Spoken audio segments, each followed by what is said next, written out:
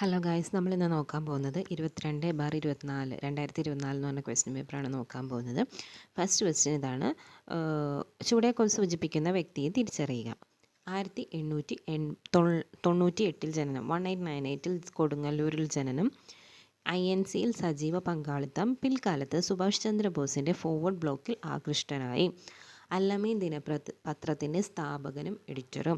നമുക്ക് ഈ അല്ലമീൻ ദിനപത്രം കേൾക്കുമ്പോൾ തന്നെ ബാക്കിയെല്ലാം നമുക്കൊന്ന് ഇച്ചിരി കിട്ടിയില്ലെങ്കിലും ഇത് കേൾക്കുമ്പോൾ അല്ലമീൻ ആരുടെയാണ്? മുഹമ്മദ് അബ്ദുറഹ്മാൻ സാഹിബിൻ്റെയാണ് അല്ലമീൻ. പിന്നെ ഇതിൽ ഈ അല്ലമീൻ എന്ന് പറഞ്ഞ ഒരു മലയാളം ദിനപത്രമാണ്. കോഴിക്കോടിൽ നിന്നാണ് അത് ഇറങ്ങിയതിരുന്നത്. പിന്നെ 1924 അതിൻ്റെ വർഷം എന്ന് പറയുന്നത്. ഈ പത്രത്തിൻ്റെ തുടങ്ങിയ വർഷം 1924. അതൊരു മലയാളം പത്രമാണ് കേട്ടോ. അപ്പോൾ ആരാണ്? മുഹമ്മദ് അബ്ദുറഹ്മാൻ സാഹിബിനെ പറ്റിയാണ് ഈ പറഞ്ഞ കാര്യങ്ങളെല്ലാം. രണ്ടാമത്തെ ക്വസ്റ്റ്യൻ, ഒരു നാൾ നമ്മുടെ വായിൽ പതിക്കാൻ പോകുന്ന ഒരു ചെറിപ്പഴം എന്ന് ഡൽഹൌസി വിശേഷിപ്പിച്ചത് ഏത് പ്രദേശത്തെ? ഇതിനു മുൻപ് ഞാൻ തന്നെ എക്സ്പ്ലെയിൻ ചെയ്യുന്ന ഒരു ക്വസ്റ്റ്യൻ പേപ്പറിൽ നേരെ തിരിച്ചാണ് തന്നിരുന്നത്. ആരാണ് അവതിനെപ്പറ്റി നമ്മുടെ വായിൽ വീഴാൻ പോകുന്ന ചെറിപ്പഴം എന്ന് പറഞ്ഞതെന്നാണ്. ഇതിന് മുന്നേ ആരാണിത് പറഞ്ഞതെന്നാണ് ചോദിച്ചത്. ഈ വർഷം തന്നെ നടന്ന ക്വസ്റ്റ്യൻ പേപ്പറിലാണ് ഇത് നേരെ മറിച്ചിട്ട് ചോദിച്ചു. സോ ഏതാണ് രാജ്യം? അവധ്. ഇതെന്താ സംഭവം എന്ന് വെച്ചാൽ നേരത്തെയും പറഞ്ഞിട്ടുണ്ട്. ഞാൻ നേരത്തെ പറഞ്ഞതിൽ ഒരു തെറ്റ് പറ്റിയിട്ടുണ്ട്. അവധ് ആദ്യത്തെ പ്രദേശമല്ല, അവസാനത്തെ പ്രദേശമാണ് ഇങ്ങനെ കൈയടക്കിയത് ഡോക്ട്രിൻ ഓഫ് ലാപ്സ് വഴി, അല്ലെങ്കിൽ ദത്തവകാശ നിരോധനം വഴി. ആദ്യം അവർ നേടിയെടുത്തത് സത്താരയായിരുന്നു. സത്താരയാണ് ആദ്യമായിട്ട് അവർ നേടിയെടുത്ത പ്രദേശം. ഇത് ഡൽഹൌസി. ഇത് അവധാണ്. ഞാൻ ഓൾറെഡി പറഞ്ഞിട്ടുണ്ട് ദത്തവകാശ നിരോധന നിയമം എന്താണെന്നെല്ലാം ആ ക്വസ്റ്റ്യൻ പേപ്പറിൽ. സോ അവിടെ ഒന്ന് നോക്കുക കേട്ടോ. തേർഡ് ക്വസ്റ്റ്യൻ ഇതാണ്. ചുവടെ കൊടുത്തിട്ടുള്ളവയിൽ INC 1929 ലാഹോർ സമ്മേളനവുമായി ബന്ധമില്ലാത്ത തീരുമാനങ്ങൾ കണ്ടെത്തുക. 1929 ലാഹോർ INC സമ്മേളനം വളരെ ഇമ്പോർട്ടൻ്റ് ആണ്. ജവഹർലാൽ നെഹ്റു കോൺഗ്രസ് പ്രസിഡൻ്റായി. ശരിയാണ്. പൂർണ്ണ സ്വരാജാണ് കോൺഗ്രസിൻ്റെ ലക്ഷ്യമെന്ന് പറഞ്ഞു. അതും ശരിയാണ്. നിസ്സഹകരണ സമരം ആരംഭിക്കുക. അത് തെറ്റാണ്. അതവിടെ പറഞ്ഞിട്ടില്ല. പിന്നെ 1930 ജനുവരി 26 സ്വാതന്ത്ര്യ ദിനമായി ആഘോഷിക്കണം. അത് പറഞ്ഞിട്ടുണ്ട്. സോ സെൻറ്റൻസ് 3 മാത്രമേ ഇവിടെ തെറ്റായിട്ടുള്ളൂ. അതാണ് ഉത്തരം. ഫോർത്ത് ക്വസ്റ്റ്യൻ, 1921 താഴെ പറയുന്നവയിൽ ഏത് സംഭവത്തിൻ്റെ ശതാബ്ദി വർഷമാണ്? ആക്ച്വലി ഇത് 1921 നടന്നൊരു കാര്യമാണ്. ഇതെന്താണ് ഈ ശതാബ്ദി വർഷം എന്ന് ഉദ്ദേശിച്ചതെന്ന് എനിക്ക് മനസ്സിലായില്ല. 1921 എന്ത് നടന്നു? വാഗൺ ട്രാജഡി നടന്നു. വാഗൺ ട്രാജഡി നടന്ന ജാലിയൻ വാലാബാഗ് എന്നാണ് 1919. ക്ഷേത്ര പ്രവേശന വിളംബരം 1936 നവംബർ 12. വൈക്കം സത്യാഗ്രഹം 1924. ഇനി അഞ്ചാമത്തെ ക്വസ്റ്റ്യൻ, താഴെ പറയുന്ന ജോഡികൾ പരിഗണിക്കുക. ഇനി ഇതിൽ കുടിയരശ് എന്ന് വെച്ചാൽ ശരിയായത് ഏതാണെന്ന് കണ്ടുപിടിക്കാനാണ്. കുടിയരശ് ആരുടെയാണ്? EV രാമസ്വാമി നായ്ക്കറിൻ്റെയാണ്. കുടിയരശ് EV രാമസ്വാമി നായ്ക്കർ. വിവേകവർദ്ധിനി വീരശലിംഗം. വിവേകവർദ്ധിനി ആരുടെയാണ്? വീരശലിംഗം. ഗുലാംഗിരി ജ്യോതിറാവു ഫൂലെ. ഞാൻ പറയുന്നത് ആരെങ്കിലും കേൾക്കുന്നുണ്ടെങ്കിൽ ജസ്റ്റ് നിങ്ങളിത് എഴുതിയെടുക്കാനോ വേറെ എങ്ങനെയെങ്കിലും മാറ്റി വയ്ക്കാനോ ഫോണിൽ സേവ് ചെയ്ത് വെക്കാനോ ഒന്നും നിങ്ങൾ നോക്കണ്ട. നിങ്ങളിതിപ്പോൾ പഠിച്ച് മാത്രം പോവുക. ഒന്നും കൂടി കേൾക്കുക, അല്ലെങ്കിൽ പോസ് ചെയ്തിട്ട് ഒന്നും കൂടി കേൾക്കുക. നിങ്ങൾ തനിയെ പറഞ്ഞ് പഠിക്കുക. നിങ്ങൾ പഠിക്കുക. അത്രയേ ഉള്ളൂ. ഇതൊന്നും എഴുതി വെച്ചിട്ടൊന്നും ഒരു കാര്യമില്ല. നിങ്ങളുടെ തലയിലോട്ട് ഇപ്പോൾ കയറ്റാൻ നോക്കുക മാക്സിമം. കുടിയരശ് EV രാമസ്വാമി നായ്ക്കർ. വിവേകവർദ്ധിനി വീരശലിംഗം പന്തലു. വീരശലിംഗം പന്തലു എന്ന് തന്നെ ഏറ്റവും പേര് തോന്നണം. അതെ, വിവേകവർദ്ധിനി വീരശലിംഗം. വിവേകമൊക്കെ വർദ്ധിച്ച് കഴിയുമ്പോൾ നമുക്ക് നല്ല വീര്യം കിട്ടുമെന്ന് ഓർത്താൽ മതി. വീരശലിംഗം. ഗുലാംഗിരി ജ്യോതിറാവു ഫൂലെ. ഇത് കുറേ പ്രാവശ്യം നമ്മളിപ്പോൾ ഓർക്ക് നമുക്കൊന്നും കയറുന്നില്ല എന്ന്. പക്ഷേ ഇതിങ്ങനെ ഈ ക്വസ്റ്റ്യൻ പേപ്പറിൽ കണ്ടു. ഇപ്പം നേരത്തെ അവധ് കണ്ട പോലെ ഇത് തന്നെ വീണ്ടും നമുക്ക് റിപ്പീറ്റ് ചെയ്ത് വരും. അപ്പോൾ നമ്മൾ റിപ്പീറ്റേഷനിലൂടെ നമ്മൾ പഠിക്കുകയുള്ളൂ. അപ്പോൾ നിങ്ങൾക്ക് ആദ്യം തന്നെ ഒന്നും കിട്ടുന്നില്ല എന്ന് കരുതും. പക്ഷേ എന്നും പറഞ്ഞാൽ നമ്മൾ ട്രൈ ചെയ്ത് നോക്കുക. 2-3 വട്ടം ഇതിങ്ങനെ ഇരുന്ന് പറഞ്ഞു നോക്കുക. കുടിയരശ് EV രാമസ്വാമി നായ്ക്കർ. എന്നിട്ടൊന്ന് കാണാണ്ട് പറഞ്ഞു നോക്കുക. കിട്ടുന്നുണ്ടോ നോക്കുക. കിട്ടില്ല, മറന്നു പോകും, സാരില്ല. അടുത്ത ക്വസ്റ്റ്യൻ പേപ്പർ നോക്കുക. നമ്മൾ അങ്ങനെ റിപ്പീറ്റ് ചെയ്ത് വരുമ്പോൾ നമുക്കിത് കിട്ടും. കുടിയരശ് EV രാമസ്വാമി നായ്ക്കർ. വിവേകവർദ്ധിനി വീരശലിംഗം. ഗുലാംഗിരി ജ്യോതിറാവു ഫൂലെ. ഗുലാംഗിരി എന്തെന്നാണ്? ജ്യോതിറാവു ഫൂലെ. സമ്പാദ് കൗമുദി ആരുടെയാണ്? ശ്രീനാരായണ ഗുരുവിൻ്റെ അല്ല. സമ്പാദ് കൗമുദി ആരുടെയാണ്? രാജാറാം മോഹൻ റോയുടെയാണ്. സമ്പാദ് കൗമുദി ആരുടെയാണ്? രാജാറാം മോഹൻ റോയ്. താഴെ കൊടുത്തിട്ടുള്ളവയെ കാലഗണനാടിസ്ഥാനത്തിൽ ക്രമീകരിക്കുക. ഫസ്റ്റ് നടന്നത് എന്താണ്? ഇംഗ്ലണ്ടിലെ മഹത്തായ വിപ്ലവമാണ്. നമ്മൾ ഇങ്ങനെ ഓർത്താൽ മതി. ഇപ്പം ഇംഗ്ലണ്ടുകാരല്ല എല്ലായിടത്തും പോയി ഇങ്ങനെ കൈയടക്കൽ നടത്തി ഇപ്പോൾ ഇന്ത്യയിലോട്ട് വന്നത്. അങ്ങനെയല്ലേ കോമൺവെൽത്ത് നേഷൻസ് ഒക്കെ ഉണ്ടായത്. സോ ഇംഗ്ലണ്ടാണ് അമേരിക്കയിലും പോയത്, ആരാണ്? ഇംഗ്ലണ്ടുകാരാണ് അമേരിക്കയിലോട്ടും പോയത്. സോ എല്ലായിടത്തും അപ്പോൾ അവരുടെ വിപ്ലവം ആദ്യമേ നടന്നു, ഇംഗ്ലണ്ടിലെ മഹത്തായ വിപ്ലവം. പിന്നെ അത് കഴിഞ്ഞ് നടന്നത് ഇപ്പോഴത്തെ പ്രബല ശക്തികളെ ഓർക്കുക. പണ്ടുണ്ടായത് ഇംഗ്ലണ്ടാണ്, പക്ഷേ ഇപ്പോഴത്തെ പ്രബലരായത് ആരാണ്? അപ്പോൾ അവർ രണ്ടാമത് വരും, അമേരിക്കൻസ് ആണ് അവർ രണ്ടാമത് വന്നത്. സോ അമേരിക്കൻ വിപ്ലവം, അത് കഴിഞ്ഞാൽ പിന്നെ ഫ്രഞ്ച് വിപ്ലവം, പക്ഷേ ഇപ്പം റഷ്യൻ വിപ്ലവം, അത് കഴിഞ്ഞാൽ റഷ്യൻ വിപ്ലവം. ഇനി ഇതിൻ്റെയൊക്കെ വർഷങ്ങൾ നമുക്കൊന്ന് നോക്കാം. ഇവിടെ വരാത്ത എന്താണ്? വരുന്നില്ലേ? ശരി, ഇപ്പോൾ വരും. ഓക്കെ. ഈ ഫ്രഞ്ച് റവല്യൂഷൻ നമുക്ക് എളുപ്പമാണ് പഠിക്കാൻ. 1789. ഇംഗ്ലണ്ട് 1642, 1600 നടന്നതാണ്. ഇങ്ങനെ ഓർത്താൽ 246 അത് തിരിച്ചിട്ടേക്കുവാണ്, മനസ്സിലായോ? 642. ഇംഗ്ലണ്ടിൽ 1642, അമേരിക്കയിൽ 1765 മുതൽ 1780, കുറച്ച് കാലഘട്ടം നീണ്ടു നടന്നു. അതേപോലെ തന്നെ റഷ്യൻ വിപ്ലവം 1900-ലാണ്, 1917 തുടങ്ങി 1923 വരെ നീണ്ടു നിന്നു എന്ന് ഓർക്കുക. ഇംഗ്ലണ്ട് 1642 ഓർക്കുക. ഫ്രഞ്ച് റവല്യൂഷൻ ഇമ്പോർട്ടൻ്റ് ആണ്. ഇയർ 1789. അമേരിക്കൻ 1765 ആണ്, അല്ലെങ്കിൽ 567 എന്നെങ്കിലും ഓർത്തിരിക്കുക, മനസ്സിലായോ? അമേരിക്കയിൽ 567, ഫ്രഞ്ചിൽ 789. ഓക്കെ. റഷ്യയിൽ 1900, നമ്മുടെ പോലെയാണ് 1917 കാലഘട്ടം. ഇനി വളരെ പ്രസിദ്ധമായ മൂഗ സിൽക്ക് ഏത് സംസ്ഥാനവുമായി ബന്ധപ്പെട്ടിരിക്കുന്നു? മൂഗ സിൽക്ക് എവിടത്തെയാണ്? ആസാമിലെയാണ്. എന്ത്? മൂഗ സിൽക്ക് എവിടത്തെയാണ്? ആസാം. മൂഗ സിൽക്ക് ആസാം. ഇനി ഒരു കാര്യം കൂടി ഉണ്ട് ഇതിൽ. പിന്നെ ബീഹാറിലുള്ളതാണ് ബഗൽപൂരി. ബീഹാറിലുള്ളതാണ് എന്ത്? ബഗൽപൂരി. മഹാരാഷ്ട്രയിൽ പൈത്താനി. മഹാരാഷ്ട്രയാണെങ്കിൽ പൈയാണ്, പൈത്താനി. ബീഹാർ ബി ബഗൽപൂരി. ബീഹാർ ബഗൽപൂരി. പിന്നെ എന്തുട്ടാണ്? GPS ഉപയോഗിച്ച് ഒരു സ്ഥലത്തിൻ്റെ സ്ഥാനം കൃത്യമായി നിർണ്ണയിക്കുന്നതിന് ഏറ്റവും കുറഞ്ഞ എത്ര ഉപഗ്രഹങ്ങളുടെ സിഗ്നൽ ആവശ്യമാണ്? ഞാൻ ഈ SCERT ടെക്സ്റ്റ് ബുക്ക് വായിച്ചു നോക്കിയപ്പോൾ അതിൽ 3 കണ്ടിട്ടുണ്ട്. ഞാൻ ഈ ഒരു ക്വസ്റ്റ്യൻ പേപ്പറാണ്, ഏതൊരു ക്വസ്റ്റ്യൻ പേപ്പറിൽ ഞാൻ എന്നിട്ട് ആൻസർ 3 മാർക്ക് ചെയ്തിട്ടുണ്ട്. വീട്ടിൽ വന്ന് ആൻസർ നോക്കിയപ്പോൾ 4 ആയിരുന്നു കേട്ടോ. അപ്പോൾ എത്രയാണ്? GPS ഉപയോഗിച്ച് ഒരു സ്ഥലത്തിൻ്റെ സ്ഥാനം നിർണ്ണയിക്കുന്നതിന് ആവശ്യമായ ഏറ്റവും കുറഞ്ഞ ഉപഗ്രഹങ്ങളുടെ സിഗ്നൽ എത്ര ഉപഗ്രഹങ്ങൾ വേണം? 4 എണ്ണം വേണം. അത് ആക്ച്വലി എന്താ സംഭവം എന്ന് വെച്ചാൽ 3 എണ്ണം, 3 to determine the position on the earth and 1 to adjust for the error in the receiver's clock. 3 എണ്ണം നമുക്ക് എർത്തിലെ പൊസിഷന് വേണ്ടിയിട്ട് നമുക്ക് 3 എണ്ണം വേണം. പക്ഷേ അതിൽ കുറച്ച് എറേഴ്സ് ഉണ്ടാകും, റിസീവ് ചെയ്യുന്ന ക്ലോക്കിൻ്റെ കുറച്ച് എറേഴ്സ് ഉണ്ടാകും. അത് അഡ്ജസ്റ്റ് ചെയ്യാൻ വേണ്ടിയിട്ടാണ് നമുക്ക് 4ാമത്തെ ഒരാൾ വേണ്ടത്. സോ പൊസിഷൻ, പക്ഷേ ഇവിടെ ഉത്തരം എന്താ വരിക? 4 ഉപഗ്രഹമാണ് കേട്ടോ. 9ാമത്തെ ക്വസ്റ്റ്യൻ. ഒഡീഷയിലെ കോരാപുട്ട് ജില്ലയിൽ നിന്ന് ഉത്ഭവിക്കുന്ന ടെൽ നദി ഏത് നദിയുടെ മഹാനദിയാണ്? ടെൽ നദി ഏതാണ്? ഇബ് ടെല്ല് മഹാനദി എന്നാണ് പഠിച്ചിരിക്കുന്നത് ഞാൻ. ഇബും ടെല്ലും ഒരുമിച്ചാണ് കേട്ടേക്കണം. ഇബ് ടെല്ല്. ഇജ്ജ് പറയില്ല, ഇജ്ജ് പറയുന്ന മറ്റേ മലപ്പുറം സ്ലാങ്ങിൽ പറയില്ല, ഇജ്ജ് പറയും. അത് തന്നെ ഞാൻ ഇബ് ടെല്ലെന്ന് ഇങ്ങനെ ഓർത്തിരിക്കണം. ഇജ്ജിന് വരെ ഇബ്ബായി, ടെല്ല് പറയുമെന്ന് പറഞ്ഞാൽ ടെല്ലായി, അങ്ങനെയാണ് ഓർത്തിരിക്കുന്നത്. ഇബ് ടെല്ല് ആരുടെയാണ്? പക്ഷേ മഹാനദി. ഇനി മഹാനദിക്ക് വേറെയും കുറച്ച് പോഷക നദിയാണ്. ഷിയോനാഥ്, ഇബ് ടെല്ല്, മനസ്സിലായോ? ഷിയോനാഥ്, ഇബ് ടെല്ല് ആരുടെയാണ്? മഹാനദിയുടെ പോഷക നദികളാണ്. ചൂടെ കൊടുത്തിട്ടിരിക്കുന്നവയിൽ റാബി വിളയായി മാത്രം കൃഷി ചെയ്യുന്നത് ഏത്? റാബിക്ക് എന്താ കോഡ് പഠിച്ചിരിക്കുന്നത്? പയർ, ഗോബാഗ്. പയർ, ഗോതമ്പ്, ഗോബാഗ് ബാർലി, ഗോബാഗ് കടുക്.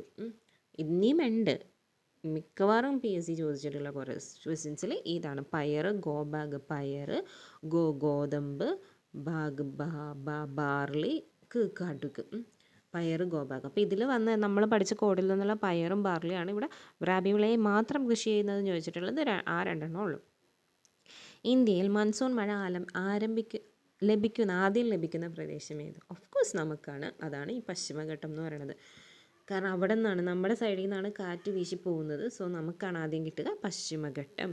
തീപായ് മുഖ് ഡാം ഏത് രാജ്യങ്ങൾ തമ്മിലുള്ള തർക്കത്തിന് കാരണമാണ്? ഇന്ത്യയും ബംഗ്ലാദേശിനും തർക്കത്തിന് കാരണമാണ്. നമ്മുടെ ആ ഒരു 7 സിസ്റ്റേഴ്സ്, ആ ഒരു ഗ്യാങ്ങില്ലേ, അവിടെയായിട്ട് കിടക്കുകയാണ് നമ്മുടെ ഈ തീപായ് മുഖ് ഡാം എന്ന് പറയുന്നത്.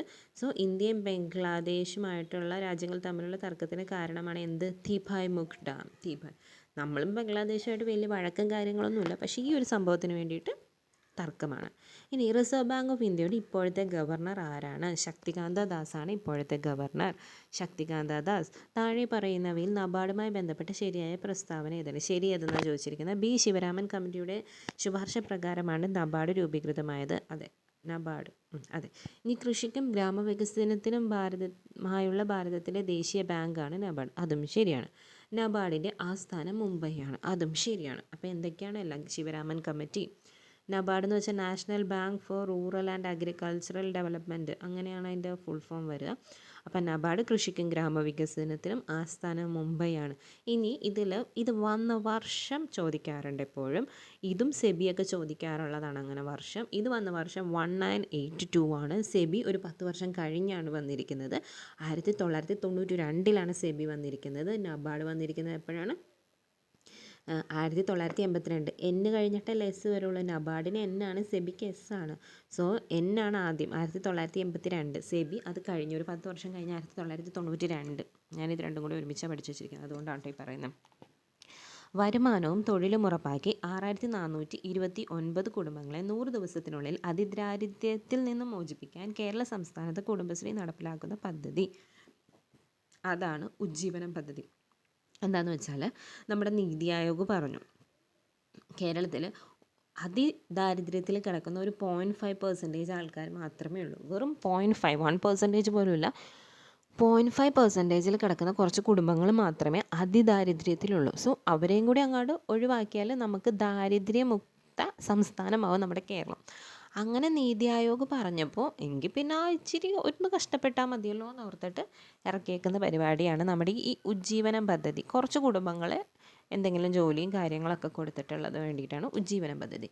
ഇനി അതിജീവനം ആർക്ക് വേണ്ടിയിട്ടുള്ളതാണ്? ഭിന്നശേഷിക്കാർക്ക് വേണ്ടിയിട്ടുള്ളതാണ് അതിജീവനം ഭിന്നശേഷിക്കാർക്ക്.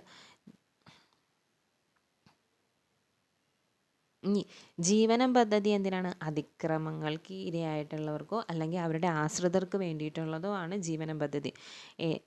അതിക്രമങ്ങൾക്ക് ഇരയായിട്ടുള്ള ആർക്കെങ്കിലും ഉണ്ടെങ്കിലോ അല്ലെങ്കിലോ അതിക്രമങ്ങൾ കാരണം മരിച്ചു പോയിട്ടുള്ള അവരുടെ ആശ്രിതർക്ക് വേണ്ടിയിട്ടുള്ളതാണ്. എന്തിന്? അവർക്കും ജീവിക്കണ്ടേ, ജീവനം. അതിജീവനം എന്ന് വെച്ചാൽ ഭിന്നശേഷിക്കാർക്ക് അവർ മരിക്കുന്നില്ല, പക്ഷെ അവർ കഴിയുന്നത് കുറവുകളോട് കൂടിയാണ്. അപ്പോൾ അതിനെ അതിജീവിക്കാൻ വേണ്ടിയിട്ടാണ് അതിജീവനം. ഇനിയിപ്പോൾ ഇപ്പം പറഞ്ഞ ഈ ഉജ്ജീവന പദ്ധതിക്കില്ലേ, ഈ പദ്ധതികൾ മിക്കതും ഉദ്ഘാടനം ചെയ്തിട്ടുള്ളത് തദ്ദേശ സ്വയംഭരണ വകുപ്പ് മന്ത്രിയാണ്. എക്സൈസ് വകുപ്പ്, തദ്ദേശ സ്വയംഭരണ ലോക്കൽ സെൽഫ് ഗവൺമെൻറ്റിൻ്റെയോ അല്ലെങ്കിൽ എക്സൈസ് വകുപ്പ് മന്ത്രി ആരാണെന്ന് ചോദിച്ചാൽ ആര് പറയും? എം പി രാജേഷാണ് നമ്മുടെ ലോക്കൽ സെൽഫ് ഗവൺമെൻറ്റിൻ്റെ മന്ത്രി എന്ന് പറയുന്നത്. ഈ ഉജ്ജീവനം പദ്ധതി ഉദ്ഘാടനം ചെയ്തത് പുള്ളിക്കാരനാണ്. ഇനി ഗോൾഡൻ റവല്യൂഷൻ ഏതുമായി ബന്ധപ്പെട്ടിരിക്കുന്നു? ഹോർട്ടിക്കൾച്ചർ എന്ന് വെച്ചാൽ നമ്മുടെ ഫ്രൂട്ട്സ്, പച്ചക്കറി, പഴവർഗ്ഗങ്ങൾ, അതിന് വേണ്ടിയിട്ടുള്ളതാണ് ഹോർട്ടിക്കൾച്ചർ. പിന്നെ ഈ എന്താണ് ഗോൾഡൻ റവല്യൂഷനിൽ ഹണിയും വരും കേട്ടോ. ഹോർട്ടിക്കൾച്ചർ ആൻഡ് ഹണി എന്നാണ് പറയുന്നത് ഗോൾഡൻ റവല്യൂഷൻ. ഇനി 17th ക്വസ്റ്റ്യൻ, ലോകത്തിലെ ഏറ്റവും കൂടുതൽ പാൽ ഉൽപ്പാദിപ്പിക്കുന്ന രാജ്യം ഏതാണ്? നമ്മുടെ ഇന്ത്യക്കാരാണ് ഏറ്റവും കൂടുതൽ പാൽ ഉൽപ്പാദിക്കുന്നത്. ആരാണ്? ഇന്ത്യക്കാരാണ്. ഇന്ത്യൻ പ്ലാനിങ്ങിൻ്റെ ശില്പി എന്നറിയപ്പെടുന്നത് ആരാണ്? മഹനലോബിസ്. ഇന്ത്യൻ പ്ലാനിങ്ങിൻ്റെ ശില്പി ആരാണ്? മഹനലോബിസ്. ഇനിയിപ്പോൾ അടുത്ത് തന്നെ കാണാം. ഇതിങ്ങനെ പഠിച്ചുകൊണ്ട് പോകും. പ്ലാനിങ് എന്ന് നമ്മുടെ മനസ്സിൽ കിടക്കും, ശില്പി എവിടെയെങ്കിലും പോകും. അടുത്ത ക്വസ്റ്റ്യനിൽ ഫാദർ ഓഫ് ഇന്ത്യൻ പ്ലാനിങ് എന്ന് കാണും.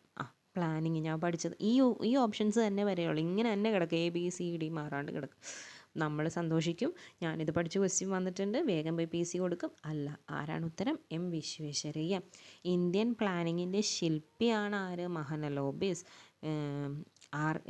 എന്താണ് നമ്മുടെ ഫാദർ, പിതാവ് ചോദിച്ചാൽ ആരാണ്? വിശ്വേശ്വരയ്യ. പായും വായും കൂടി ഓർത്തിരിക്കുക. അല്ല വേണ്ട, പ്ലാനിങ്ങിലും അല്ലല്ലോ, പിതാവല്ലേ. പായും വായും വിശ്വേശ്വരയ്യ, അല്ലെങ്കിൽ ഫാദർ FV ആണെന്ന് ഓർക്കുക. ശില്പി എന്ന് പറയുമ്പോൾ ആർക്കിടെക്റ്റ് M ആണെന്ന് ഓർക്കുക. അല്ല, പായും വായുവാണ് നല്ലത്. പിതാവ് ആരാണ്? വിശ്വേശ്വരയ്യ. ശില്പി അല്ലെങ്കിൽ ആർക്കിടെക്റ്റ് ആരാണ്? PC മഹനലോബിസ്. ഇനി 19ാമത്തെ ക്വസ്റ്റ്യൻ ആണ്. ധനബില്ലിനെ സംബന്ധിച്ചിട്ടുള്ള ഇന്ത്യൻ ഭരണഘടന അനുച്ഛേദം. ധനബില്ലിനെ ഞാൻ പഠിച്ചിട്ടുള്ളത് മണി ബില്ല് 110 എൻ്റെ മനസ്സിൽ ഇങ്ങനെ ഒരു 100ഉം 10ൻ്റെ നോട്ടൊക്കെയാണ് എൻ്റെ മനസ്സിൽ വരിക. ഇത് ഞാനിങ്ങനെ ഓർത്തിരിക്കുമ്പോൾ 110 രൂപ 110 രൂപ, അതാണ് മണി ബില്ലെന്ന്. പക്ഷേ ഇവിടെ കൊടുത്തിരിക്കുന്ന ഉത്തരം അതിൻ്റെ അടുത്ത് വരുന്നത് ആകെ 109 മാത്രമേ ഉള്ളൂ. മണി ബില്ല് ഏതാണ്? 109. ഇനി ഇതെന്താ സംഭവം എന്ന് വെച്ചാൽ 109 പറയുന്നത് money bill shall not be introduced in the council of സ്റ്റേറ്റ്സിനെ പറ്റി പറയുന്നതാണ് മണി ബിൽ. എന്ന് വെച്ചാൽ നമുക്കറിയാം, മണി ബില്ല് ലോക്സഭയിൽ മാത്രം പാസ്സാക്കുകയുള്ളൂ, രാജ്യസഭയിൽ ജസ്റ്റ് പാസ്സാക്കുകയുള്ളൂ. അതിനെപ്പറ്റി വേറെ കാര്യങ്ങളൊന്നും ഡിസ്കഷനൊന്നും എവിടെ ഇല്ല, രാജ്യസഭയിലില്ല. അത് പറയുന്നതാണ് money bill shall not be introduced in the council of states എന്ന് പറയുന്നതാണ് 109. 110 മണി ബില്ലിനെ പറ്റി പറയുന്നത്.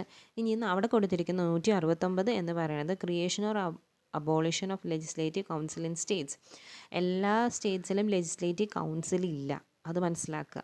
ഇപ്പോൾ കേരളത്തിലൊന്നും നമ്മുടെ ലെജിസ്ലേറ്റീവ് കൗൺസിൽ ഇല്ല. ഇത് ക്രിയേഷൻ ചെയ്യണമെങ്കിലോ അബോളിഷൻ ചെയ്യണമെങ്കിലോ ഉള്ള ആർട്ടിക്കിളാണ് 169. ഇനി 74 എന്ന് പറയുന്നത് there shall be A council of ministers with PM as head. നമുക്കറിയാമല്ലോ നമ്മുടെ കേന്ദ്രത്തിൽ കൗൺസിൽ ഓഫ് മിനിസ്റ്റേഴ്സ് ഉണ്ട്, അതിൻ്റെ ഹെഡ് ആരാണ്? PM ആണ്. ഈ കാര്യം പറയുന്നതാണ് ഏത് 74 എന്ന് പറയുന്ന ആർട്ടിക്കിൾ ഏതാണ്? There shall be A council of ministers with PM as head. അപ്പോൾ എന്തൊക്കെയാണ് നമ്മൾ പഠിച്ചത്? കാണാണ്ട് പറഞ്ഞു നോക്കാം നമുക്ക്. 109 എന്താ പറയുന്നത്? Money bill shall not be introduced in the council legislative council എന്ന് വെച്ചാൽ രാജ്യസഭയിൽ അത് കാണിക്കില്ല എന്നല്ല, എന്താ ഇൻട്രൊഡ്യൂസ് ചെയ്യില്ല. പിന്നെ 209 ഒന്നുമില്ല എന്ന് തോന്നുന്നു, വലിയ കാര്യമായിട്ടില്ല. 110 മണി ബില്ലിനെ പറ്റി പറയുന്നത്. 74 പറയണത് എന്താണ്? നമ്മുടെ സെൻട്രലിൽ ഒരു കൗൺസിൽ ഓഫ് മിനിസ്റ്റേഴ്സ് ഉണ്ടാവും, അതിൻ്റെ ഹെഡ് PM ആയിരിക്കും എന്ന് പറയുന്നത് 74. 169 എന്താ പറയണത്? ക്രിയേഷൻ അല്ലെങ്കിൽ abolition of council of states എന്ന് പറയുന്നതാണ് 169. ഇനി 20ാമത്തെ ക്വസ്റ്റ്യനാണ് താഴെ കൊടുത്തതിൽ കൺകറൻറ്റ് ലിസ്റ്റിൽ ഉൾപ്പെടുന്നത്. കൺകറൻറ്റ് ലിസ്റ്റിൽ ഉൾപ്പെടുന്നത് ഏതാണെന്നാണ് ചോദിച്ചിരിക്കുന്നത്. ഉത്തരം മായം ചേർക്കലും തൊഴിലുമാണ്. മായം ചേർക്കലും തൊഴിൽ, അവൻ്റെ തൊഴിൽ എന്താ? മായം ചേർക്കലാണ്. അത് പറയുന്നത് ഏതാണ്? കണ്ണിപ്പൊടി ഇടുക എന്ന് പറയില്ല, അത് ഓർത്താൽ മതി. കൺകറൻറ്റ് ലിസ്റ്റ് കണ്ണി പൊടിയിട്ട് മായം ചേർക്കലാണ് അവൻ്റെ തൊഴിലെന്ന് പറയുന്നതാണ് എന്ത്? കൺകറൻറ്റ് ലിസ്റ്റിലുള്ള മായം ചേർക്കലും തൊഴിലും. പൊതുജനാരോഗ്യം എവിടെയാണ് വരുന്നത്? പൊതുജനാരോഗ്യം നമ്മുടെ സ്റ്റേറ്റ് ലിസ്റ്റിൽ വരുന്നതാണ് പൊതുജനാരോഗ്യം. പിന്നെ വ്യാപാരവും വാണിജ്യവും വരുന്നത് യൂണിയൻ ലിസ്റ്റ്. അതെന്താ? ഇൻ്റർസ്റ്റേറ്റ് ട്രേഡ് ആൻഡ് കൊമേഴ്സ് എന്നാണ് പറയുന്നത്. ഇൻ്റർസ്റ്റേറ്റ് ട്രേഡ് ആൻഡ് കൊമേഴ്സ് എന്ന് ചോദിച്ചാൽ യൂണിയൻ ലിസ്റ്റാണ്. ഇനി എന്താണ്? തിരഞ്ഞെടുപ്പ് കമ്മീഷൻ്റെ ചുമതല ഏതാണ്? തിരഞ്ഞെടുപ്പ് കമ്മീഷൻ്റെ സംവരണ മണ്ഡലങ്ങൾ നിശ്ചയിക്കുക തിരഞ്ഞെടുപ്പ് കമ്മീഷൻ അല്ല. പഞ്ചായത്ത് തിരഞ്ഞെടുപ്പിൻ്റെ മേൽനോട്ടം വഹിക്കുന്നത് സ്റ്റേറ്റ് ഇലക്ഷൻ കമ്മീഷനാണ്. പക്ഷേ ഇതിങ്ങനെ നമുക്ക് ഏത് കമ്മീഷനാണ്? തിരഞ്ഞെടുപ്പ് കമ്മീഷനെ കൊടുത്തിട്ടുള്ളത്, ഏതാണെന്ന് ഇതുവരെ കൊടുക്കാത്തതുകൊണ്ട് നമുക്കൊരു കൺഫ്യൂഷൻ വരും. 2ഉം 3ഉം അങ്ങനെ ഒരു ഓപ്ഷൻ ഇല്ല അല്ലേ? അപ്പോൾ കുഴപ്പമില്ല. സംവരണ മണ്ഡലങ്ങൾ നിശ്ചയിക്കുക. 2ഉം 3ഉം ഓപ്ഷൻ ഉണ്ടെങ്കിൽ ഇവിടെ ഒരു കൺഫ്യൂഷൻ വന്നാണ്. കാരണം ഇതിൽ സ്പെസിഫൈ ചെയ്ത് പറഞ്ഞിട്ടില്ല സ്റ്റേറ്റ് ഇലക്ഷൻ കമ്മീഷനാണോ യൂണിയൻ ഇലക്ഷൻ കമ്മീഷനാണോ എന്ന് പറഞ്ഞിട്ടില്ല. ഇല്ല എന്നുണ്ടെങ്കിൽ നിങ്ങൾ ഓർക്കുക, അത് മെയിനായിട്ട് പറയുന്നത് മറ്റേ നമ്മുടെ സെൻട്രൽ തിരഞ്ഞെടുപ്പ് കമ്മീഷനെ പറ്റിയായിരിക്കും. അപ്പോൾ ഇതിൻ്റെ ഉത്തരം വരിക വോട്ടർ പട്ടിക തയ്യാറാക്കുക മാത്രമാണ് എന്ത്? തിരഞ്ഞെടുപ്പ് കമ്മീഷൻ്റെ ചുമതല. വോട്ടർ പട്ടിക തയ്യാറാക്കുക. 22ാമത്തെ ക്വസ്റ്റ്യൻ ഭരണഘടനാ നിർമ്മാണ സഭയുടെ ആദ്യ സമ്മേളനം നടന്നത്. ഇതിൽ എനിക്ക് ആകെ 1949 ഡിസംബർ 9 മാത്രമേ അറിയുള്ളായിരുന്നു. അപ്പോൾ എനിക്ക് ഈ ക്വസ്റ്റ്യൻ പേപ്പർ കിട്ടിയ കൺഫ്യൂഷൻ ആയാണ് ഡൽഹിയാണോ കൽക്കട്ടയാണോ. ഞാൻ എന്തായാലും കൽക്കട്ടയിലേ കൊടുക്കുകയുള്ളൂ, കാരണം ആ ഒരു കാലത്ത് കൽക്കട്ടയായിരുന്നു ഇച്ചിരി മുൻപന്തിയിൽ നിന്നിരുന്നതെന്ന് എനിക്ക് തോന്നുന്നു. സോ കൽക്കട്ടയെ ഞാൻ കൊടുക്കുകയുള്ളൂ. പക്ഷേ ഉത്തരം എന്താണ്? ഡൽഹിയാണ് കേട്ടോ. 1949 ഡിസംബർ 9 ഡൽഹിയിൽ വെച്ച്. ഇതെങ്ങനെയാണ് സംഭവം? 1949 ഡിസംബർ 6 നമ്മുടെ ഭരണഘടനാ നിർമ്മാണ സഭ ഫോം ചെയ്തു. 9 ആദ്യം മീറ്റിംഗ് കൂടി. 9 മീറ്റിംഗ് കൂടി. 11 നമ്മുടെ ആരെ തിരഞ്ഞെടുത്തു? ഇല്ല, 9 തന്നെ ആയിട്ടുണ്ടോന്ന് കേട്ടോ, അതെനിക്ക് വല്ല കൺഫ്യൂഷനാണല്ലോ. നമ്മുടെ നമ്മുടെ താൽക്കാലിക അധ്യക്ഷനായിട്ട് പേര് ഞാൻ വിട്ടുപോയല്ലോ. താൽക്കാലിക അധ്യക്ഷനായിട്ട് പ്രായമുള്ള ഒരാളെ തിരഞ്ഞെടുത്തു അതിൽ. പിന്നെ 11 അടുത്ത സമ്മേളനത്തിൽ രാജേന്ദ്ര പ്രസാദിനെ മെയിൻ അധ്യക്ഷൻ സ്ഥിരം അധ്യക്ഷനായിട്ടും തിരഞ്ഞെടുത്തു. മറന്നു പോയിട്ടോ, അത് പഠിക്കേണ്ടതാണ്, അത് ക്വസ്റ്റ്യൻ ചോദിക്കാറുള്ളതാണ്. താൽക്കാലിക അധ്യക്ഷൻ വെച്ചിട്ടുള്ള ഒരാളാണല്ലോ. അതെ, അതെനിക്ക് അറിയാവുന്നതുകൊണ്ടാണ് ഞാനവിടെ കൊടുക്കാഞ്ഞത്, ഒരു നോട്ട് കൊടുക്കാഞ്ഞത്. അതുകൊണ്ടാണ്, അറിയാവുന്ന ക്വസ്റ്റ്യൻ ആയിരുന്നു. ഓപ്ഷൻ കണ്ടാൽ എഴുതാൻ പറ്റും കേട്ടോ. പക്ഷെ ഇപ്പോൾ ഒരു ഡൗട്ടുണ്ട്, 9 പുള്ളിക്കാരനെ എലക്ട് ചെയ്തത് 11 എന്ന് എനിക്കൊരു ഡൗട്ടുണ്ട് കേട്ടോ. എന്തായാലും ഞാൻ നോക്കിയിട്ടൊന്ന് പറഞ്ഞുതരാം. അടുത്ത ക്വസ്റ്റ്യൻ 23 തദ്ദേശ സ്ഥാപനങ്ങൾക്ക് ഭരണഘടനാപരമായ അംഗീകാരം നൽകണമെന്ന് ശുപാർശ ചെയ്ത കമ്മിറ്റി. ഇതെനിക്ക് ഞാനൊരു എക്സാം എഴുതിയപ്പോൾ ഈ ക്വസ്റ്റ്യൻ വന്നു, ഞാൻ തെറ്റിച്ചതാണ്. അതിൽ ഉത്തരം ഞാൻ കൊടുത്തതിൽ സിംഗ്വി ഉണ്ടായിരുന്നു, സിംഗ്വിയ ഞാൻ കൊടുത്തത്. പക്ഷേ ആക്ച്വലി ഉത്തരം തുങ്കൻ കമ്മിറ്റിയാണ്. 1989 ശുപാർശ ചെയ്ത് PK തുങ്കൻ കമ്മിറ്റിയാണ് ഭരണഘടനാ അംഗീകാരം നൽകണമെന്ന് പറഞ്ഞത്. ഇതെല്ലാം പഞ്ചായത്ത് രാജ് കമ്മിറ്റീസാണ്. അശോക് മേത്ത കമ്മിറ്റി 1957, നമുക്ക് നോക്കാം എന്താ നോട്ട്സ് കൊടുത്തിരിക്കുന്നത്. അശോക് മേത്ത 1977, സോറി, ബൽവന്ത് റായ് കമ്മിറ്റിയാണ് 1957, അശോക് മേത്ത 1977. ഹനുമന്ത് റാവു കമ്മിറ്റി എന്താ പറഞ്ഞതെന്ന് വെച്ചാൽ separate district planning bodies either under district collector or minister. ഒരു സെപ്പറേറ്റ് ഡിസ്ട്രിക്ട് പ്ലാനിംഗ് ബോഡി വേണം, കളക്ടറിൻ്റെ കീഴിലോ അല്ലെങ്കിൽ ഒരു മിനിസ്റ്ററിൻ്റെ കീഴിലോ ആണ് ഹനുമന്ത് അല്ലെങ്കിൽ ഹനുമാൻ പറഞ്ഞത് അതാണെന്ന് ഓർക്കുക. 1984 justice Venkatachaliah committee, national committee to review the working of constitution. കോൺസ്റ്റിറ്റ്യൂഷൻ്റെ വർക്കിങ്ങിന് വേണ്ടിയിട്ടാണ് വെങ്കടചെല്ലയ്യ, 2000 അത് വന്നത് കേട്ടോ. പിന്നെ അടുത്ത ക്വസ്റ്റ്യൻ നോക്കാം. 24 താഴെ കൊടുത്തിരിക്കുന്നതിൽ ഹൈക്കോടതിക്ക് നൽകാൻ കഴിയുന്ന ഉത്തരവ്. ഹൈക്കോടതിക്കാണെങ്കിലും സുപ്രീം കോടതിക്കാണെങ്കിലും നമ്മൾ പഠിച്ചിട്ടുള്ള 5 റിട്ടുകളാണ് കൊടുക്കാൻ കഴിയുന്നത്. ഹൈക്കോടതിക്ക് ആർട്ടിക്കിൾ 226 വഴിയും സുപ്രീം കോടതിക്ക് 32 വഴിയും നമുക്ക് കൊടുക്കാം. അപ്പോൾ ഇവിടെ എല്ലാം 1, 2, 3 habeas corpus, quo warranto, certiorari, mandamus, prohibition, ഇതാണ് 5. ഇത് 5ഉം 2 പേർക്കും കൊടുക്കാം കേട്ടോ. 25 ക്വസ്റ്റ്യൻ താഴെ കൊടുത്തതിൽ നിർദ്ദേശ തത്വങ്ങളിൽ ഉൾപ്പെടുന്നത് ഏതൊക്കെയാണ്? അന്തർദേശീയ സമാധാനവും സുരക്ഷിതവും, ഇൻ്റർനാഷണൽ പീസ് ആൻഡ് സെക്യൂരിറ്റി ആയിരിക്കും. പിന്നെ എന്താണ്? പരിസ്ഥിതി സംരക്ഷണം. ഇത് എന്തിൽ വരുന്നതാണ്? DPSPയിൽ വരുന്നതാണ്. ചൂഷണത്തിനെതിരെയുള്ള അധികാരം എന്തുവാണ്? നമ്മുടെ ഫണ്ടമെൻ്റൽ റൈറ്റ്. പിന്നെ രാജ്യത്തിൻ്റെ പ്രതിരോധം വരുന്നത് മറ്റേ ഡ്യൂട്ടി അല്ലേ? അതെ, international piece and security article 51 ആണ്. റൈറ്റ് അഗെയിൻസ്റ്റ് എക്സ്പ്ലോയിറ്റേഷൻ 23 and 24 ആണ്. എൻവയോൺമെൻറ്റൽ പ്രൊട്ടക്ഷൻ 48 ആണ്. ഈ 48ഉം 51ഉം ആണ് എന്തിൽ വരുന്നത്? 48ഉം 51ഉം ആണ് എവിടെ വരുന്നത്? നമ്മുടെ DPSPയിൽ വരുന്നത്. സ്വത്തവകാശത്തെ മൗലിക അവകാശങ്ങളുടെ പട്ടികയിൽ നിന്നും ഒഴിവാക്കിയ ഭരണഘടനാ ഭേദഗതിയാണ് 44. നേരത്തെ ക്വസ്റ്റ്യൻ പേപ്പറിൽ ഞാൻ തന്നെ പറഞ്ഞ 2-3 ക്വസ്റ്റ്യൻ പേപ്പറിൽ ഈ ക്വസ്റ്റ്യൻ വന്നിട്ടുണ്ട്. 44ാമത്തെ അമെൻമെൻറ്റ് വഴിയാണ് അത് മാറ്റിയത്. 1978 കേട്ടോ 44ാമത്തെ അമെൻമെൻറ്റ്. ഇനി 27ാമത്തെ question Indian parliament Jammu Kashmir പുനഃസംഘടനാ നിയമം അംഗീകരിച്ചത്. നമ്മുടെ ജമ്മു കാശ്മീരിനെ അങ്ങോട്ട് സ്പ്ലിറ്റ് ചെയ്തുള്ള കാര്യങ്ങളൊക്കെ വന്നില്ല, അതിൻ്റെ സ്പെഷ്യൽ പവേഴ്സൊക്കെ എടുത്ത് കളഞ്ഞു എന്നൊക്കെ നമ്മൾ പഠിച്ചു. അങ്ങനത്തെ കാര്യങ്ങൾ. അതെന്താ സംഭവം എന്ന് വെച്ചാൽ സ്പെഷ്യൽ വഴി നമ്മളുടെ ഫണ്ടമെൻ്റൽ റൈറ്റ്സിൽ പറയാം നമുക്ക് ഇന്ത്യയിൽ എവിടെ വേണമെങ്കിലും പോയി ജോലി ചെയ്യാം, അവിടുത്തെ സ്ഥലം മേടിക്കാം, അവിടെ താമസിക്കാമെന്ന്. പക്ഷേ നമ്മുടെ ഈ ജമ്മു കാശ്മീരിലോട്ട് അതും പറഞ്ഞ് ചെന്നാൽ കാര്യം നടക്കില്ല. നമുക്ക് അവിടെ പോയിട്ട് സ്ഥലമൊന്നും മേടിക്കാനോ അവിടെ ഒന്നും ചെയ്യാനോ ഒന്നും പറ്റില്ല. കാരണം അവർക്ക് വേറൊരു രീതിയാണ്. അവിടെ ഡ്യുവൽ സിറ്റിസൺഷിപ്പാണ്. ജമ്മു കാശ്മീരി എന്നും പിന്നെ ഇന്ത്യ എന്നും പറഞ്ഞിട്ടുള്ള ഒരു ഡ്യുവൽ സിറ്റിസൺഷിപ്പൊക്കെ ഉണ്ട്. അതെല്ലാം എടുത്തു കളഞ്ഞു. ഈ ആർട്ടിക്കിൾ 370 ആണ് അതെല്ലാം കൊടുത്തിരുന്നത്, അതെല്ലാം എടുത്തു കളഞ്ഞു. ഇത് അംഗീകരിച്ചത് 2019 ആഗസ്റ്റ് 5-നാണ് ഇത് അംഗീകരിച്ചത്. അങ്ങനെ കുറേ കാര്യങ്ങളിൽ ഈ വ്യത്യാസം ഉണ്ടായിരുന്നു ഇതുവഴി. പക്ഷെ അതെല്ലാം ഇപ്പോൾ എടുത്ത് മാറ്റി കേട്ടോ. ലോക്സഭ അംഗീകരിച്ചത്, അസെൻറ്റ് കൊടുത്തത് അത് വന്നതാണ് ഈ ഓഗസ്റ്റ് 5-ന്, പ്രസിഡൻ്റ് അത് 9-ന്. ലോക്സഭ അത് ഓഗസ്റ്റ് 6-ന് അംഗീകരിച്ചു, പ്രസിഡൻ്റ് അത് ഓഗസ്റ്റ് 9-ന് അംഗീകരിച്ചു. അത് വന്നത് came into force October 31-നാണ്. ഓഗസ്റ്റ്, സെപ്റ്റംബർ, ഒക്ടോബർ 2 മാസം കഴിഞ്ഞിട്ടാണ് അത് വന്നത്. അതിൽ നല്ല രസമാണ്, നിങ്ങളൊന്ന് ഗൂഗിൾ ചെയ്ത് നോക്കിയാൽ മതി ഇത് എന്താണെന്ന്. കുറേ കാര്യങ്ങളൊക്കെ വ്യത്യാസമുണ്ട്. ഞാൻ ഇന്നാണ് അറിഞ്ഞിരുന്നത്. അവിടുത്തെ വ്യക്തി എന്ന് വെച്ചാൽ അവിടെ ഡ്യുവൽ സിറ്റിസൺഷിപ്പാണ്. അമേരിക്കൻ പോലെ ഡ്യുവൽ സിറ്റിസൺഷിപ്പ് ആയിരുന്നു. നമുക്കൊക്കെ സിംഗിൾ സിറ്റിസൺഷിപ്പ് അല്ല അവിടെ. അതാ പറഞ്ഞത്, അവിടെ നമുക്ക് പോയി സ്ഥലമൊന്നും മേടിച്ച് വീട് വയ്ക്കാം അങ്ങനെയൊന്നും പറ്റിയെന്നില്ല. പക്ഷെ ഇപ്പം നടക്കോട്ടെ, അതെല്ലാം നടക്കും അങ്ങനെയൊക്കെ. അപ്പോൾ എന്താണ്? ഇന്ത്യൻ പാർലമെൻറ്റ് ജമ്മു കാശ്മീർ പുനഃസംഘടനാ നിയമം അംഗീകരിച്ചത് 2019 ഓഗസ്റ്റ് 5-നാണ്. കേരളത്തിൽ 14-ാം പഞ്ചവത്സര പദ്ധതിക്കാലം. അപ്പോൾ നമ്മൾ ഓർമ്മ 14 നടന്നു വന്നത് ജസ്റ്റ് ഒന്ന് കൂട്ടിയിട്ട് എഴുതിയാൽ മതി. 12 നടന്നത് നമുക്കറിയാം 2012 മുതൽ 17 വരെയായിരുന്നു. അപ്പോൾ അതിൻ്റെ ഇടയിൽ ഒരു 13 വരും. പിന്നെ അത് തന്നെ 2022-27 ആണ് 14-ാം പഞ്ചവത്സര പദ്ധതി എന്ന് ഓർത്താൽ മതി കേട്ടോ. ഇതിൻ്റെ ഇടയിൽ ഗ്യാപ്പൊന്നുമില്ല, ജസ്റ്റ് അതൊന്നും ഇപ്പം നടക്കുന്നില്ല. പക്ഷെ ആ ഒരു വർഷം അതേപോലെ തന്നെ പോകുന്നുണ്ട്. ഇനി എന്തെങ്കിലും പദ്ധതികൾ നടക്കുന്നുണ്ടോ എന്ന് എനിക്കറിയാൻ പാടില്ലാത്തതാണോ എന്നും എനിക്കറിയില്ല കേട്ടോ. താഴെ കൊടുത്തിരിക്കുന്നതിൽ കേരള സാമൂഹ്യ സുരക്ഷാ മിഷൻ പദ്ധതി അല്ലാത്തത് ഏത്?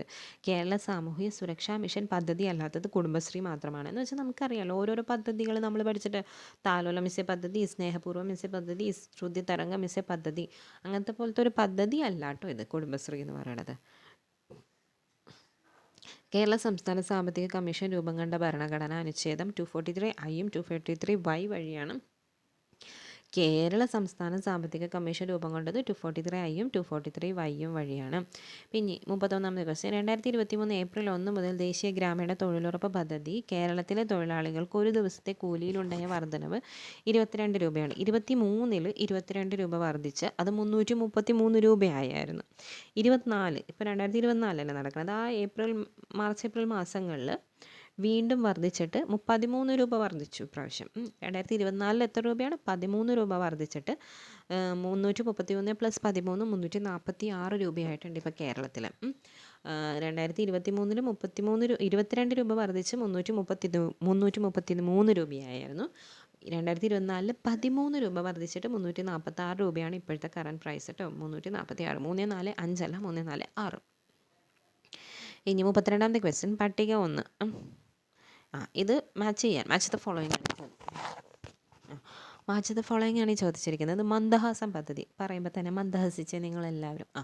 എന്തിനാ മന്ദഹസിക്കണമെങ്കിൽ നല്ല മന്ദഹാസം കിട്ടണമെങ്കിൽ പല്ല് വേണം. അപ്പോൾ എന്താണ്, BPL വിഭാഗത്തിലെ മുതിർന്ന പൗരന്മാർക്ക് മറ്റേ വെപ്പുപല്ല് വെച്ച് കൊടുക്കില്ല. ആ പദ്ധതിയാണ് ഈ മന്ദഹാസം പദ്ധതി. പല്ലില്ലാണ്ട് അപ്പൂപ്പന്മാരൊക്കെ ചിരിക്കണ കണ്ടിട്ടില്ല, അപ്പൂപ്പന്മാർ അമ്മമാർ, അത് തന്നെയാണ്. BPL വിഭാഗത്തിലെ മുതിർന്ന പൗരന്മാർക്കാണ് മന്ദഹാസം പദ്ധതി. പിന്നെ സമന്വയ എന്ന് വെച്ചാൽ ട്രാൻസ്ജെൻഡേഴ്സിന് വേണ്ടിയിട്ടുള്ള പദ്ധതിയാണ്. അതൊക്കെ നമ്മൾ ഈ ഇൻസ്റ്റഗ്രാമിൽ എല്ലാത്തിലൊക്കെ കുറേ ഉദ്ഘാടനം ചെയ്യണ സമന്വയ പദ്ധതി എന്ന് കണ്ടിട്ടുണ്ട്. ഇനി അഭയകിരണം എന്ന് വെച്ചാൽ നിരാലംബരായ വിധവകൾക്ക് വേണ്ടിയിട്ടുള്ളതാണ്. അഭയകിരണം നിരാലംബരായ വിധവകൾ. ഈ വിധവകളുടെയൊക്കെ അങ്ങോട്ട് എപ്പോഴും ഒരു ഒളിഞ്ഞു നോട്ടം ഉണ്ടാകും. കൂടുതൽ ഇങ്ങനെ ആൾക്കാർക്കൊരു ഇതുണ്ടാകും, ഒരു എന്താ പറയുക അതിനെയൊക്കെ, അതങ്ങനെ അഭയകിരണം. എൻ്റെ മനസ്സിൽ കിരണം എന്നൊക്കെ പറയുമ്പോൾ ഈ പണ്ടൊക്കെ ഓടിൽ ഒരു ഗ്ലാസ് ഇടില്ലേ വെട്ടം കയറാൻ വേണ്ടി, ആ ഓട്ടയിൽ കൂടി ഇങ്ങനെ സൂര്യൻ്റെ കിരണം ഇങ്ങനെ നല്ല രസമായിട്ടൊരു വരും. അതിൻ്റെ ഉള്ളിൽ പാർട്ടിക്കിൾസ് പാർട്ടിക്കിൾസ് കിടന്ന് ഇങ്ങനെ കറങ്ങുന്നതൊക്കെ കാണില്ലേ. എൻ്റെ മനസ്സിൽ കിരണം എന്ന് പറയുമ്പോൾ എനിക്ക് അതേ ഓർമ്മ വരുള്ളൂ. അപ്പോൾ അഭയകിരണം നിരാലംബരായ വിധവകൾ. പിന്നെ D നിരാമയ ആരോഗ്യ ഇൻഷുറൻസ് സ്കീം ആർക്ക് വേണ്ടിയിട്ടാണ്? ഭിന്നശേഷിയുള്ളവർക്ക് വേണ്ടിയിട്ടാണ്. ആമ ഏതോ രാമയാണ്. ഭിന്നശേഷിയുള്ളവർ കൈക്കൊക്കെ വരാത്തുള്ളൂ, വളരെ പതുക്കെയൊക്കെയല്ലേ നടക്കുള്ളൂ. അപ്പോൾ ഭിന്നശേഷിയുള്ളവർ. ഇതെല്ലാം വെറുതെ കോഡുകൾ മാത്രമാണ്, ആരെയും വേണ്ടി പറയുന്നതല്ല. ആർക്കെങ്കിലും ഉണ്ടെങ്കിൽ ക്ഷമ ഞാൻ ചോദിക്കുന്നുണ്ട് കേട്ടോ. അപ്പോൾ നിരാമയ ഭിന്നശേഷിയുള്ളവർ. ഇനി അടുത്തിടെ ലോകാരോഗ്യ സംഘടന R21 മെട്രിക്സ് എം വാക്സിൻ ഏത് രോഗത്തെ പ്രതിരോധിക്കാനാണ് മുൻകൂർ യോഗ്യതയോടുകൂടെ അംഗീകരിച്ചത്? R21 മെട്രിക്സ് എം വെച്ച് ഓർത്താൽ മതി, മലേറിയ. 34ാമത്തെ ക്വസ്റ്റ്യൻ താഴെ നൽകിയിരിക്കുന്ന അവകാശവാദവും കാരണവും ശ്രദ്ധാപൂർവം വെച്ച് ശരിയായ ഓപ്ഷൻ കണ്ടെത്തുക. അവകാശവാദം ഇതാണ്: ഹൃദയമിടിപ്പ് നിലയ്ക്കുമ്പോൾ അത് ഹൃദയസ്തംഭനം എന്നറിയപ്പെടുന്നു. കാരണം ഇതാണ്: ഹൃദയസ്തംഭനം മൂലം. അവകാശവാദം കാരണമെന്നൊന്നും നോക്കണ്ട, സ്റ്റേറ്റ്മെൻറ്റ് 1 സ്റ്റേറ്റ്മെൻറ്റ് 2 ഇതിലേത് ശരി തെറ്റ് അങ്ങനെ ഓർത്താൽ മതി. ഹൃദയസ്തംഭനം മൂലം ഹൃദയാഘാതം സംഭവിക്കുന്നു. ആക്ച്വലി നമുക്കിതെല്ലാം ഒന്നായിട്ട് തോന്നും. ഹൃദയമിടിപ്പ് എന്ന് വെച്ചാൽ എന്താ? Heart beat. ഹൃദയസ്തംഭനം എന്ന് വെച്ചാൽ കാർഡിയാക് അറസ്റ്റാണ്. പിന്നെ ഹൃദയാഘാതം എന്ന് വെച്ചാൽ ഹാർട്ട് അറ്റാക്കും. ഈ ഹാർട്ട് അറ്റാക്ക് എങ്ങനെയാണ് വരുന്നതെന്ന് വെച്ചാൽ നമ്മുടെ ബ്ലഡ് വെസൽസിൽ ബ്ലോക്കാകും. ഈ കൊളസ്ട്രോൾ കാര്യങ്ങളൊക്കെ കൊണ്ട് അത് ബ്ലോക്കായി കഴിയുമ്പോഴാണ്, ബ്ലഡിന് ഫ്ലോ പറ്റാണ്ടാകുമ്പോഴാണ് ഹാർട്ട് അറ്റാക്ക് വരുന്നത്. ഈ ഹൃദയസ്തംഭനം എന്ന് വെച്ചാൽ നമ്മളിങ്ങനെ അടിച്ചുകൊണ്ടിരിക്കുന്ന ഹൃദയം നിന്നു പോകുന്നു, അപ്പം സംഭവിക്കുന്നതാണ് ഹൃദയസ്തംഭനം എന്ന് പറയുന്നത്. അപ്പം സംഭവിക്കുന്ന കാര്യമാണ്. അപ്പോൾ ഹൃദയമിടിപ്പ് നിലയ്ക്കുമ്പോൾ ഹൃദയസ്തംഭനം എന്നറിയപ്പെടുന്നു, ശരിയാണ്. പക്ഷേ ഈ ഹൃദയം സ്തംഭിച്ച് പോകുമ്പോഴല്ല അത് ഹാർട്ട് അറ്റാക്ക് എന്ന് പറയുന്നത്. ബ്ലഡ് വെസൽസ് വന്ന് ബ്ലോക്കായിട്ട് നമ്മുടെ ഇപ്പോഴും മിക്കവരും ചെയ്യുന്നില്ല, ആൻജിയോപ്ലാസ്റ്റിയും എന്താണ് heart surgery, open heart surgery ഒക്കെ ചെയ്യുന്നില്ലേ, അത് തന്നെയാണ്, അത് ഹൃദയാഘാതം. മനസ്സിലായോ? അപ്പോൾ വാദം ശരിയാണ്, പക്ഷേ കാരണം തെറ്റാണ്. ഇനി 35ാമത്തെ ക്വസ്റ്റ്യൻ താഴെ പറയുന്ന പ്രസ്താവനകളിൽ ബെറിയെ സംബന്ധിച്ച് ശരിയായ ഓപ്ഷൻ ഏതാണ് ശരിയായ ഓപ്ഷൻ? ബെറി എന്ന് വെച്ചാൽ തയാമിൻ്റെ അഭാവം മൂലം ഉണ്ടാകുന്ന രോഗമാണ്. അപ്പോൾ ഒന്നാമത്തെ ഓപ്ഷൻ നോക്കിയേ, B2 വിറ്റാമിൻ്റെ അഭാവം മൂലം B2 അല്ല, തയാമിൻ എന്ന് വെച്ചാൽ ഏതാണ്? തയാമിൻ ഏതാണ്? B1 ആണ് തയാമിൻ എന്ന് പറയുന്നത്. പിന്നെ ശിശുക്കളിലും ചെറിയ കുട്ടികളിലുമുള്ള പോഷകാഹാര വൈകല്യം അല്ല, എല്ലാവർക്കും വരും ഇത്. ഇനി ഈ രോഗം കൂടുതലുള്ള രാജ്യങ്ങളിൽ പ്രധാന ഭക്ഷണമായി മിനിക്കി അരി ഉൾപ്പെടുത്തുന്നതായി കണ്ടുവരുന്നു. മിനിക്കി അരി എന്ന് വെച്ചാൽ നമ്മുടെ വെള്ള അരി ഇല്ലേ, നമ്മുടെ തവിടുള്ള റെഡ് അരി, ചുമന്നിരിക്കണ അരി, അത് കഴിക്കണം എന്നാണ് പറയുക. പക്ഷേ ഇപ്പം എല്ലാവരും കഴിക്കണതെന്ന് ഈ വെള്ളരിയാണ്. മട്ട അരി കഴിക്കണം എന്നാണ് പറയുക, പക്ഷെ എല്ലാവരും കഴിക്കണത് വെള്ളരിയ. അഞ്ചാമത്തെ ക്വസ്റ്റ്യൻ. എനിക്ക് ചുമന്നരിയാണ് ഇഷ്ടം, പക്ഷേ എൻ്റെ വീട്ടിൽ വെള്ളരിയെ വെക്കുകയുള്ളൂ. ന്യൂറൈറ്റിസ് പക്ഷാഘാതം, പേശിവേദന, മാനസിക തകർച്ച, ഹൃദയസ്തംഭനം ഇവയൊക്കെയാണ് ഇതിൻ്റെ ലക്ഷണങ്ങൾ എന്ന് പറയണത്. അപ്പോൾ ഈ തയാമിൻ്റെ വൈറ്റമിൻ ഏതാണ്? വൈറ്റമിൻ B1 ആണ് തയാമിൻ. B1ൻ്റെ കുറവാണെങ്കിൽ പിന്നെ B2ൻ്റെ കുറവല്ലായിരിക്കുമല്ലോ. അപ്പോൾ ഓപ്ഷൻ 1 ഉള്ളതെല്ലാം അങ്ങനെ വരാം. അപ്പോൾ ബെറിബറി എന്തൊക്കെയാണ്? തയാമിൻ്റെ അഭാവം മൂലം. പിന്നെ കൂടുതലും വെള്ളരി തിന്നുന്നവർക്കാണ് ഇത് വരുന്നത്. ന്യൂറൈറ്റിസ്, പക്ഷാഘാതം, പേശിവേദന, മാനസിക തകർച്ച, ഹൃദയസ്തംഭനം ഇതെല്ലാം ഇതുകൊണ്ട് ഉണ്ടാവാം. ഞാൻ എന്താ ഇവിടെ കൊടുത്തിരിക്കുന്നത്? B1 എന്ന് പറഞ്ഞാൽ തയാമിനാണ്. B2 എന്ന് വെച്ചാൽ ഏതാണ് വൈറ്റമിൻ? റൈബോഫ്ലാവിൻ ആണ് B2. ഇനി 36ാമത്തെ ക്വസ്റ്റ്യൻ. 2023 ഐക്യരാഷ്ട്രസഭയുടെ കാലാവസ്ഥാ വ്യതിയാന സമ്മേളനം COP28 നടന്നത് എവിടെ വെച്ചാണ്? COP28 അല്ലെങ്കിൽ 2023 നടന്നത് എവിടെ വെച്ചാണ്? ഈ 28ഉം 23യും 2023 23 മാച്ചിങ് അല്ലേ? 28ൻ്റെ ഇപ്പുറത്തൊരു ഇതിട്ട് കൊടുത്താൽ 23 ആയി. വെട്ടിക്കളഞ്ഞാൽ 8ന് ഇങ്ങനെ നടുവല്ല നീളെ വെട്ടിയാൽ 23 കിട്ടും. ഇനി UAE, അത് UAEയിലാണ് നടന്നത്. പക്ഷെ ഇപ്പം ഇതും കഴിഞ്ഞു. 2024 അല്ലെങ്കിൽ 2029 കഴിഞ്ഞു. അത് നടന്നത് ബാക്കു, അസർബൈജാൻ. 2024 എവിടെയാണ്? ബാക്കു, അസർബൈജാനിലാണ് 2024 നടന്നത്. ഇനി T ലിംഫോസൈറ്റിൻ്റെ വേർതിരിക്കലിന് പ്രധാന പങ്ക് വഹിക്കുന്ന ഗ്രന്ഥി ഏത്? ആക്ച്വലി നമ്മുടെ ഈ ലിംഫോസൈറ്റ്സ് എല്ലാം നമ്മുടെ മജ്ജയിൽ ഉണ്ടാവുന്നതാണ്. ഇതിൽ നിന്ന് ഈ T ലിംഫോസൈറ്റ് പ്രായപൂർത്തിയാകേണ്ട വരുമ്പോൾ ഈ മജ്ജയിൽ നിന്ന് വിട്ടുമാറിയിട്ട് ആൾ പോയി തൈമസ് ഗ്രന്ഥിയിൽ പോയിരിക്കും. അവിടെ ഇരുന്നിട്ടാണ് അത് മെച്യൂർ ആവുന്നത്. സോ അതിനെയാണ് ഈ പറയുന്നത് T ലിംഫോസൈറ്റിൻ്റെ വേർതിരിക്കലിന് പ്രധാന പങ്ക് വഹിക്കുന്ന ഗ്രന്ഥി ഏതാണ്? തൈമസ് ഗ്രന്ഥി. T ഓർത്തിരുന്നാൽ മതി. T ലിംഫോസൈറ്റിലും T ഉണ്ട്, തൈമോസിലും T ഉണ്ട്. പിന്നെ ഏത് താപനിലയിൽ സെൻറ്റിഗ്രേഡ് സ്കെയിലും ഫാരൻഹീറ്റിലും തുല്യം കാണിക്കുന്നത് എപ്പോഴാണ്? -40 ആണ്. 40 ഡിഗ്രി അല്ല, -40 ഡിഗ്രിയിൽ രണ്ടും ഈക്വലായിട്ട് കാണിക്കും. പിന്നെ ഈ സെൻറ്റിഗ്രേഡും ഫാരൻഹീറ്റും തമ്മിലുള്ള റിലേഷനാണ് F = C × 9/5 + 32. എത്രയൊക്കെ പഠിച്ചിട്ടുണ്ടാകും, അവിടെ ചെന്ന് നടക്കുമ്പോൾ നമുക്ക് മാറിപ്പോവും. F = C × 9/5 + 32. F = C × 9/5 + 32. പിന്നെ 39ാമത്തെ ക്വസ്റ്റ്യൻ. ഫോട്ടോ ഇലക്ട്രിക് എഫക്റ്റിൽ സെക്കൻഡിൽ പുറന്തള്ളുന്ന ഫോട്ടോ ഇലക്ട്രോണുകളുടെ എണ്ണം എങ്ങനെയാണ് ആനുപാതികം? ഏതിന്? നമ്മളൊരു ഫോട്ടോ ഇലക്ട്രിക് എഫക്റ്റിൽ ആ ഒരു പ്ലേറ്റിൽ നിന്ന് പുറന്തള്ളുന്ന ഇലക്ട്രോണുകളുടെ എണ്ണം എങ്ങനെയാണ് റിലേഷൻ എന്നാണ് ചോദിക്കുന്നത്. നമ്മുടെ ഫോട്ടോ ഇലക്ട്രിക് എഫക്റ്റിൽ അതിൻ്റെ തരംഗ ദൈർഘ്യത്തിനാണോ, ആവൃത്തിക്കാണോ, വേഗതയ്ക്കാണോ, തീവ്രതയ്ക്കാണോ? അതങ്ങനെയല്ല. നമ്മൾ നല്ല ഫോഴ്സിൽ, നല്ല തീവ്രതയുള്ള, നല്ല ഇൻറ്റൻസിറ്റിയിലുള്ള പ്രകാശമാണ് അടിക്കുന്നതെന്നുണ്ടെങ്കിൽ കൂടുതൽ ഇലക്ട്രോൺസ് പുറത്തേക്ക് പോകും. ഇൻറ്റൻസിറ്റി കുറവിലാണ് അടിക്കണം, നല്ല ബീമിൽ അങ്ങോട്ട് അടിക്കണം എന്നാണ് പറയാം. നല്ല തീവ്രതയിൽ അടിക്കുമ്പോൾ നമുക്ക് എന്ത് കിട്ടും? നമ്മുടെ നല്ലപോലെ ഇലക്ട്രോൺസുകൾ പുറന്തള്ളും. ഇനി 40ാമത്തെ ക്വസ്റ്റ്യൻ. ഒരു വൈദ്യുത കാന്തിക തരംഗം വായുവിൽ നിന്ന് ഗ്ലാസ് സ്ലാബിലേക്ക് പ്രവേശിക്കുമ്പോൾ താഴെ പറയുന്നവയിൽ ഏതിനാണ് മാറ്റമില്ലാത്തത്? ഇത് ഏതിനാണ് മാറ്റമില്ലാത്തത്? ആവൃത്തിക്ക് മാറ്റം ഉണ്ടാവില്ല, ഒരു ഫ്രീക്വൻസിക്ക് മാറ്റം ഉണ്ടാവില്ല. ഫ്രീക്വൻസി എന്ന് വെച്ചാൽ നമ്മുടെ ഇങ്ങനെ സ്പ്രിങ് ഇങ്ങനെ ഇരിക്കില്ല, ഇങ്ങനെ അതേപോലെ ഇരിക്കുന്ന സാധനമാണ് ഫ്രീക്വൻസി എന്ന് പറയുന്നത്. അപ്പോൾ എന്താണ്? വൈദ്യുത കാന്തിക രംഗം വായുവിൽ നിന്ന് ഗ്ലാസ്സിലേക്ക് പ്രവേശിക്കുമ്പോൾ ഏതിനാണ് മാറ്റമില്ലാത്തത്? ആവൃത്തിക്ക് മാറ്റം ഉണ്ടാവില്ല. തരംഗദൈർഘ്യം മാറും, വോളിയം മാറും, വേഗത മാറും. ചന്ദ്രയാൻ 3യുടെ റോവർ താഴെ പറയുന്നവയിൽ ഏതിൻ്റെ സാന്നിധ്യം സ്ഥിരീകരിച്ചു? ഓക്സിജൻ്റെയും സൾഫറിൻ്റെയും സാന്നിധ്യം സ്ഥിരീകരിച്ചത് ഓക്സിജൻ്റെയും സൾഫറിൻ്റെയും. നമ്മുടെ ചന്ദ്രയാൻ 3ൻ്റെ റോവറാണ് ആര്? റോവറാണ് പ്രഗ്യാൻ. ലാൻഡറാണ് Vikram. Rover Pragyan. Aqua regia എന്താണ്? HCl-ഉം HNO3. HCl-ഉം HNO3യും 3:1. 3:1. HCl HNO3 3:1. ഹൈഡ്രോക്ലോറിക് ആസിഡും നൈട്രിക് ആസിഡും. വാഷിംഗ് സോഡയുടെ രാസസൂത്രം. Washing soda Na2CO3 10H2O. Washing soda എത്രയാണ്? 10 വേണം. 10 രൂപയ്ക്ക് ഇപ്പോൾ എന്ത് കിട്ടും? വാഷിംഗ് പൗഡർ കിട്ടും. അപ്പോൾ washing soda Na2CO3 sodium carbonate, Na2CO3 10H2O, Na2CO3 10H2O sodium carbonate. Baking soda sodium bicarbonate Na2, എനിക്കറിയില്ല കേട്ടോ. Baking soda Na2 sodium bicarbonate. Washing soda Na2CO3 10H2O. സാന്ദ്രത കുറവായതിനാൽ വിമാന ബോഡി നിർമ്മിക്കാൻ ഉപയോഗിക്കുന്ന ലോഹം ഏത്? കാരണം അലുമിനിയാണ്. കാരണം എന്തുകൊണ്ട്? അവിടെ സാന്ദ്രത കുറവായതുകൊണ്ട്. നമുക്ക് നല്ല ഡെൻസിറ്റി കുറവായാലല്ലേ മേലെ പൊങ്ങി നിൽക്കാൻ പറ്റുള്ളൂ. പിന്നെ 45ാമത്തെ ക്വസ്റ്റ്യൻ, ദ്രവ്യത്തിൻ്റെ അറ്റോമിക് സിദ്ധാന്തം ആദ്യമായി അവതരിപ്പിച്ചത് ആര്? ദ്രവ്യത്തിൻ്റെ അറ്റോമിക് സിദ്ധാന്തം ആദ്യമായി അവതരിപ്പിച്ചത് ജോൺ ഡാൾട്ടൺ ആണ്. അറ്റോമിക് സിദ്ധാന്തത്തിൻ്റെ പിതാവ് ജോൺ ഡാൾട്ടൺ. സമാധാനത്തിനുള്ള നൊബേൽ സമ്മാനം നേടിയ ആദ്യത്തെ ആഫ്രിക്കൻ വനിത ആരാണ്? വാങ്കരി മത്തായി ആണ്. വാങ്കരി മത്തായി ആണ് എന്ത്? സമാധാനത്തിനുള്ള ആഫ്രിക്കൻ വനിത. ആദ്യമായി നേടിയ വനിത ആരാണ്? വാങ്കരി മത്തായി. നമ്മുടെ ഇന്ത്യൻ വനിത ആരാണ്? Mother Teresa. ദ സിറ്റാഡൽ എന്ന നോവലിൻ്റെ രചയിതാവ് ഒരു ഡോക്ടറാണ്. ആരാണ് ഈ നോവലിൻ്റെ രചയിതാവ്? സിറ്റാഡൽ ആരുടെയാണ്? ഒരു ക്രോണിൻ.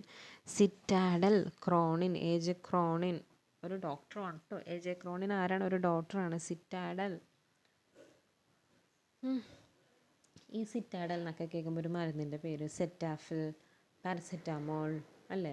സെറ്റാമോൾ, പാരസെറ്റാമോൾ, സെറ്റാഫിൽ എന്നൊക്കെ പറഞ്ഞ ഒരു മരുന്നിൻ്റെ പേരൊക്കെ കണ്ടല്ലേ? സെറ്റാഫിൽ, പാരസെറ്റാമോൾ, സിറ്റാഡൽ ഒരു ഡോക്ടറാണ്. മരുന്നുമായിട്ട് ബന്ധപ്പെട്ടായിരിക്കും, ഡോക്ടറാണ്. അതാരാണ്? ഏതാണ് doctor? Cronin, age ക്രോണിനാണ്.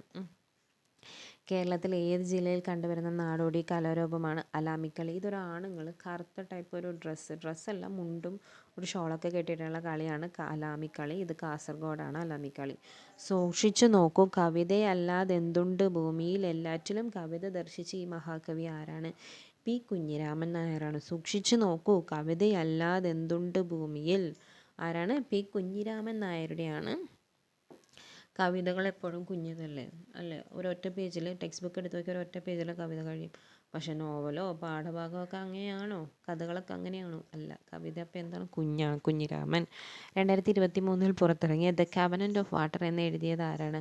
Abraham Varghese ആണ്. The covenant of water, Abraham Varghese ആണ് എന്ത് എഴുതിയത്? The covenant of water. 51 തുടങ്ങി മാത്സ് ആണ്, നിങ്ങൾ ചെയ്ത് നോക്കുക. നമുക്കിനി ഇംഗ്ലീഷ് നോക്കാം. Let's go for a movie. Let's വന്നാൽ എന്താണ് ഉത്തരം? Shall we. I went to national പാർക്കാണ്. സോ ഇതാ വരുന്നു, I went to the national park.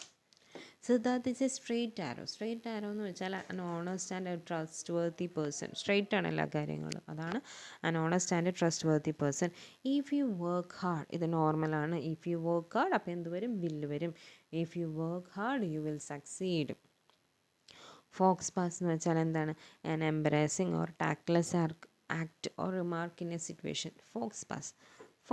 ഒരു ഫോക്സ് എന്ന് പറയുമ്പോൾ തന്നെ നമുക്കൊരു കുറുക്കന്, ഒരു കള്ള തെറ്റ്, ഒരിതില്ലേ? ടാക്ട്ലെസ് ആക്ട് അല്ലെങ്കിൽ ഒരു റിമാർക്ക് എന്നൊക്കെ പറയുന്നതാണ് faux pas. Choose the correct spelling. Bourgeois എന്ന് പറയില്ലേ, അതിങ്ങനെയാണ്. ബൂർഷികൾ എന്ന് പറയില്ലേ, അതാണിത്. ബൂർഷിയാസ് എന്നാണ് ഇതിനെ സ്പെൽ ചെയ്യുക. ബൂർഷിയാസ് എന്നാണ്. ബോർജിയോസ് എന്നൊന്നും പറയണ്ട, bourgeois. BOURGEOIS, bourgeois. You dash obey the rules and regulations. You must obey the rules and regulations. Neither some nor, either or neither nor. ഇത് ഇപ്പോൾ ഇവിടെ കുഴപ്പമില്ല. ഫസ്റ്റത്തെയാണ് നെയ്തർ നോർ വരുമ്പോൾ നോക്കേണ്ടത്. എയ്തർ ഓർ നെയ്തർ അല്ല, സെക്കൻഡ് വൺ ആണ് നോക്കേണ്ടത്. അതെ, സെക്കൻഡ് വൺ ആണ്. Neither nor, either or, second one. ഇവിടെ രണ്ടും സിംഗുലർ ആയതുകൊണ്ട് കുഴപ്പമില്ല. Is. Rahul said I live in Chennai. Change in to Rahul said that he lived in Chennai. He lived in Chennai. Synonym for the word preposterous. Contrary to reason or common sense or utterly absurd. അതാണ് preposterous. Contrary, ഒരു controversial എന്ന് പറയില്ലേ, to reason, common sense, utterly absurd, അതാണ് preposterous. എനിക്കും അറിയില്ല, എനിക്കും പഠിക്കണം. എന്താണ് preposterous? Contrary to reason. Common sense ഉണ്ടോ? preposterous ഉണ്ടോ എന്ന് ചോദിക്കും. Utterly absurd. കുലം, കൂലം. ശരിയായ അർത്ഥജോടി. കുലം എന്ന് വെച്ചാൽ കൂലം, വംശം എന്ന് വെച്ചാൽ തീരോ.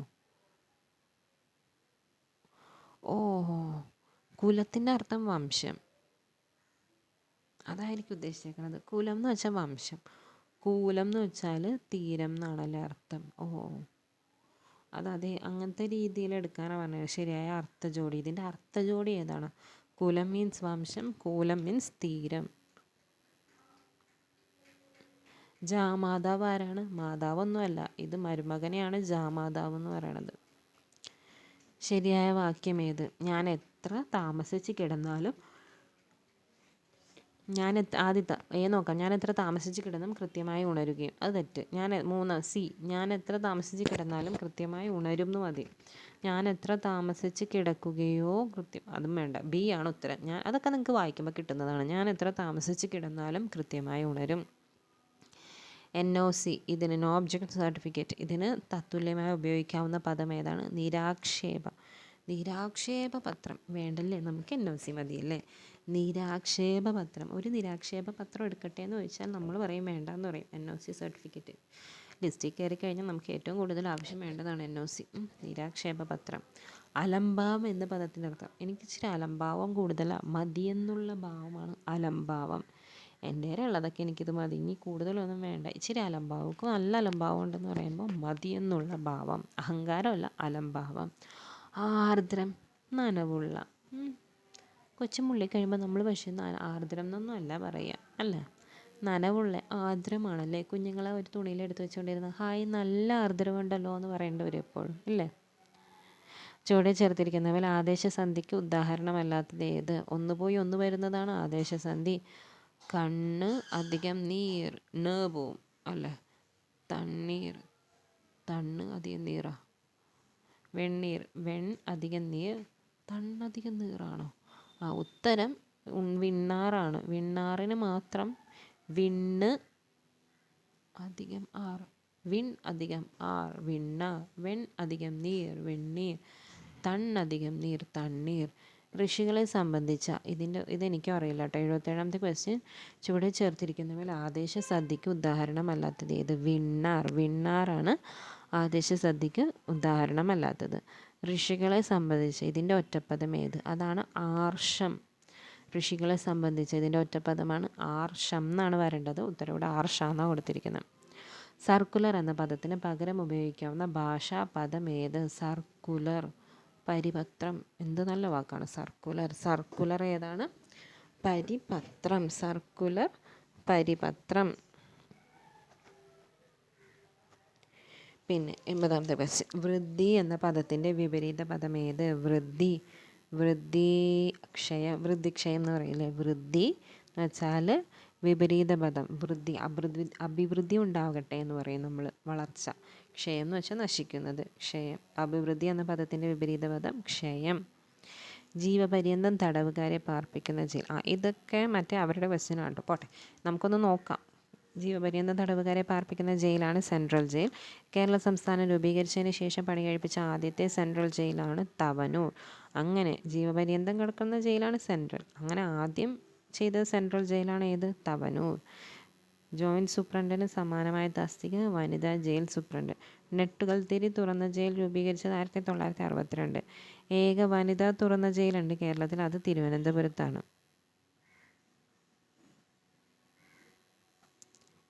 ആ 87ാമത്തെ ക്വസ്റ്റ്യൻ നോക്കി. 2005 വിവരാവകാശ നിയമത്തിലെ 2ാം പട്ടികയിൽ ഉൾപ്പെടാത്തത് ഏതാണ്? വിജിലൻസ് വരില്ല.